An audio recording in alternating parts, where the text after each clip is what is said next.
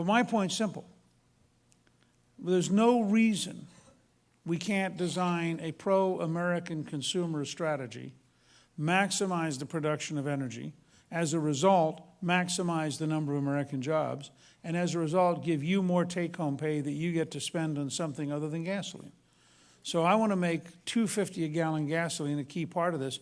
And when you think about what Dr. Chu said, the Secretary of Energy for Obama, we want to run a campaign this fall that says if you'd like $2.50 a gallon and energy independence, you vote for Newt.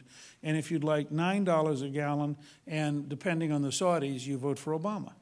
Now, I think we win that debate. Now, I'll bet you can walk around town. One of the things I want to try to get this week is to get our volunteers to start going out to gas stations and just handing out leaflets on the price of gasoline and ask people, how many of you, when you fill up your gas tank, recalculate it at $2.50 and figure out how much you would have saved on just one tank.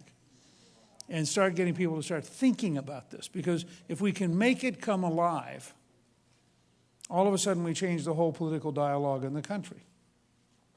Now, the reason I'm going to this level of detail is conservatives have to get in the habit of offering a better future and then explaining why it's real, so that people end up in an argument where we win.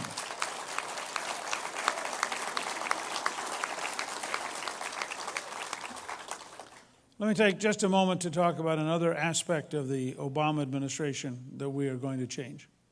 This is the most anti-religious administration in American history. I want you to know that on the day I am sworn in, I will sign an executive order which will repeal every anti-religious act of the Obama administration.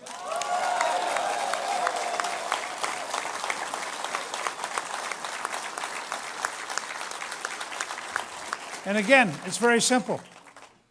I believe in the Declaration of Independence, which says our rights come from our Creator. He believes in the radicalism of Saul Alinsky.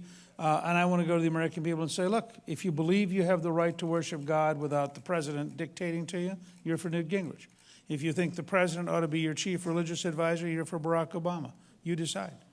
And make it very clear. We also have a jobs program. I worked with Ronald Reagan. Cut taxes, less regulation, be in favor of people who create jobs. 16 million new jobs were created.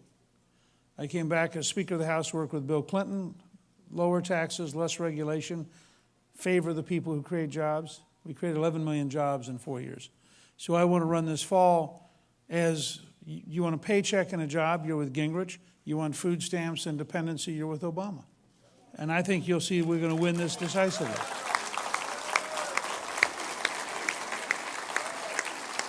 Now, with your help, we can win next Tuesday. Winning next Tuesday moves us towards Tampa in a big way. Georgia is the biggest group of delegates up on Super Tuesday. So this is a big deal, and it really, really matters.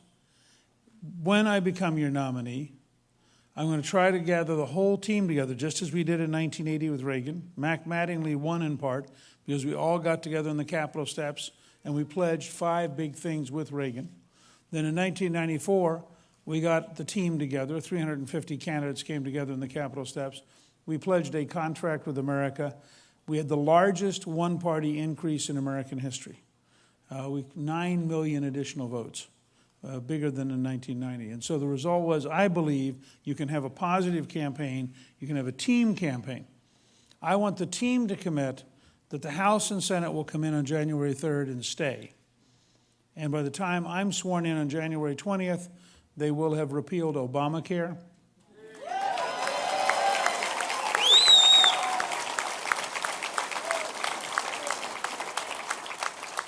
They will have repealed the Dodd-Frank bill, which is killing small business and banks.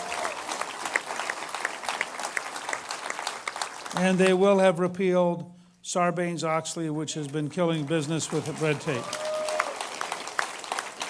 What I'd like to do is, about 2 hours after the inaugural address, sign all 3 of those repeals as a starting point.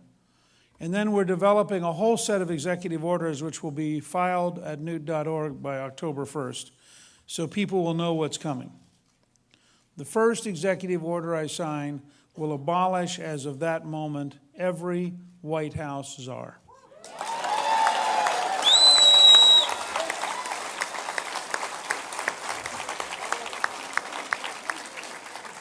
We will have an executive order that day to approve construction of the Keystone Pipeline as of that day.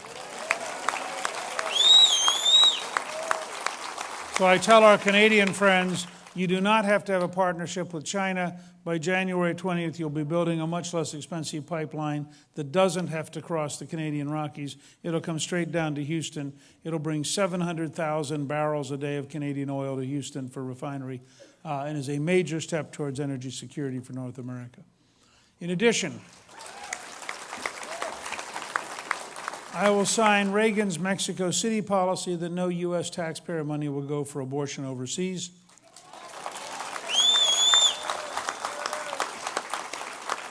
And I will instruct the State Department as of that day to move the U.S. Embassy from Tel Aviv to Jerusalem to recognize Israel's sovereignty.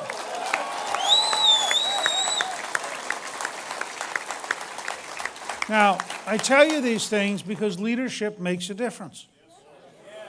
And this is what we need to get across to all of our friends and neighbors and across the country. If you have a leader who knows the right things to do, who can explain them so people understand it, and who is capable of getting the constitutional system to work, it is amazing how much you can get done.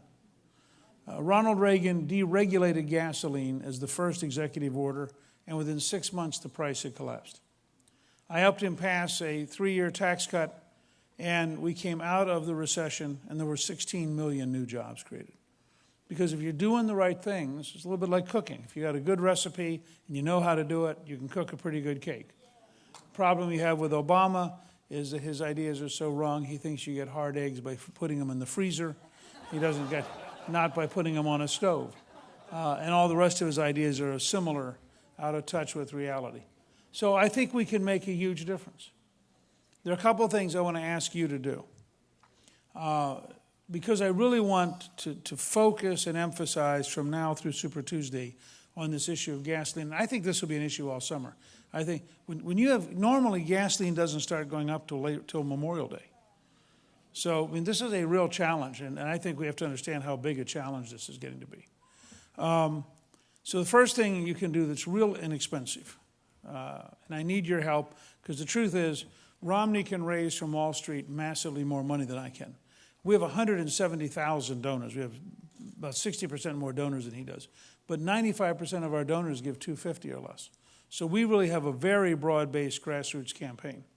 And so using the internet, using Facebook, using Twitter, all these things, using email, all these things really, really help, and they're really, really low cost.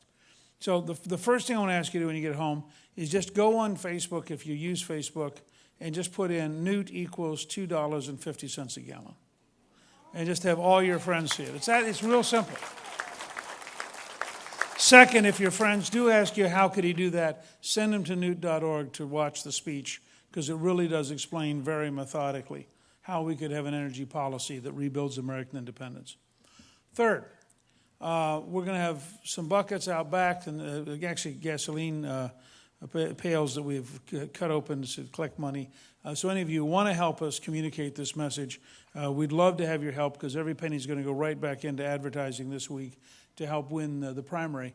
But in addition, if you just tell all your friends, we're setting it up so you can go online at newt.org and you can give 1 Newt gallon, which is $2.50. Or you can give 10 Newt gallons, which is $25. Or 100 Newt gallons, which is $250. Or 1,000 Newt gallons, which is $2,500. But we really want to focus in on this. And then we'd love to have, there'll be people out back who are volunteers. If you're willing to volunteer, we'll have material, I think, by tomorrow that you could hand out at a gas station. And I think any of you who are willing to either hold up signs that say gas at Newt equals $2.50 a gallon along the road, or people who are willing to go to some gas stations and just pass out the material, it really will help focus this issue. I am convinced if we get across people, it's a pretty simple model.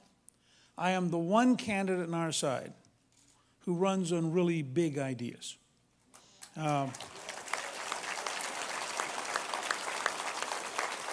It's something I learned from Ronald Reagan and Margaret Thatcher. This is a big country. We have big challenges. So we need big solutions. That's the American model.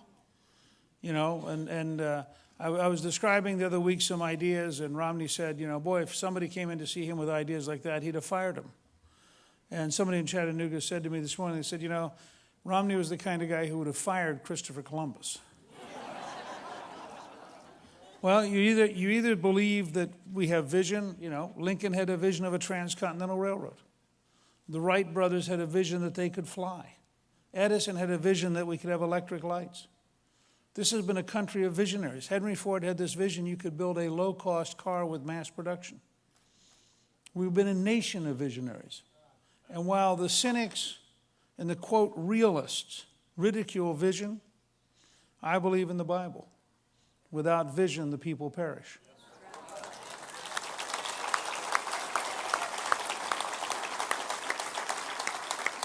But to make the vision real requires everyday folks talking to everyday folks. So my request, you have 7 days. You all have friends across the country. You have friends in Tennessee, and by the way, Alabama and Mississippi come up the week after next. So you have friends all across the country.